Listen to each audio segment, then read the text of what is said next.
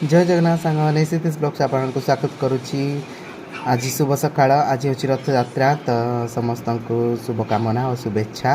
तो आज आम गाँव में रथ होनी, मु भावुची कड़े जी रथ टाणिया कारण मत बहुत भल लगे जगन्नाथ तो से आम साई रथ यात्रा जन घर प्रतिष्ठा था, तो मुझे इलू साई बाहरी पड़ी भोजी खायापी। देखूँ मुझे रेडी हो जाऊँ भोजी खायापी, कितु बहुत लोक भी होते, बहुत आइटम भी करते खायापी, तो बहुत बढ़िया लगी।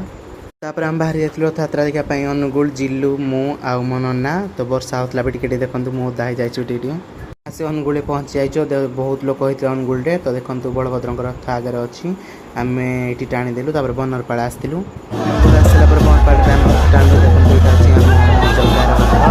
बहुत बनरपाड़ बहुत लोक होते लोक टाणिया भी आसते श्रद्धा मैंने देखो स्पीड संध्या चलानी तो आज ब्लॉग लाइक सब्सक्राइब कर जय जगन्नाथ।